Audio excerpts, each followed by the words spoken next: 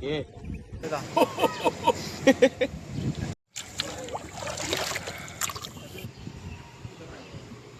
Helico! Hujik akhoi lai sina Wawagai gi Buffalo Farm.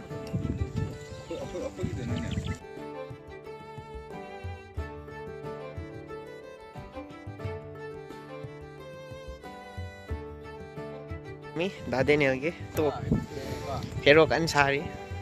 Jina khoi ma'am kai rak dam de lai ri. Yeng asi. Cây nó là friend game rồi đó. Sina kai rak dam.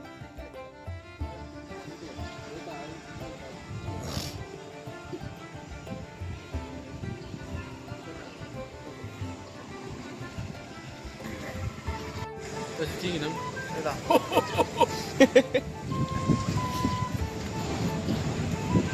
Tina dapat kita mau farm visit tau bagi. Dapat kita mau hui lah.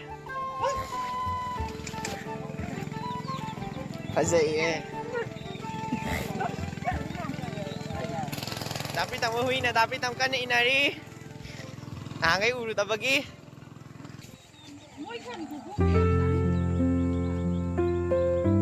Sina front view. Hujik na buat tong tu re, kau macam, mi yang nari kya capacity ya gitu. Hujik mi yang bagi yang thori lang eh, loop tu re.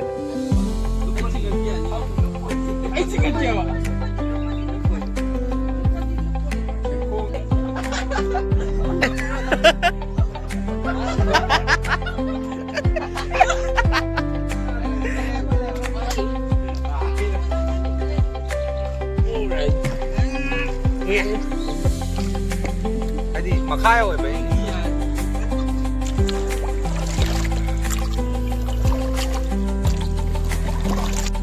lấy bắt là con liều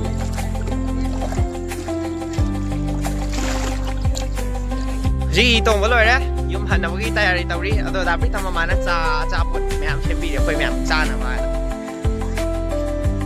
Kau hero.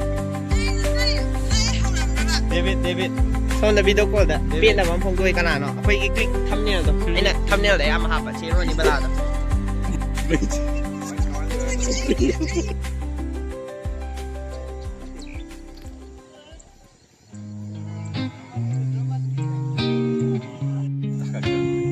Ta suy suy cái máy, photo làm.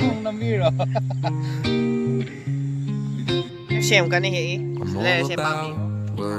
But it sounds like you're envisioning an instrumental piece that truly Hujik han na bagi tayari tau re, captures the calm. tu kalau dapat kita mana, cha na bom pire, beren, bala de. Hujik, Since daru this beren one's photo not re. about lyrics, I'd suggest imagining Yan a ha power re soft di ta, finger tu picking kan on apa a re? sun-soaked Aduh, dah nak kena guitar. bersama re.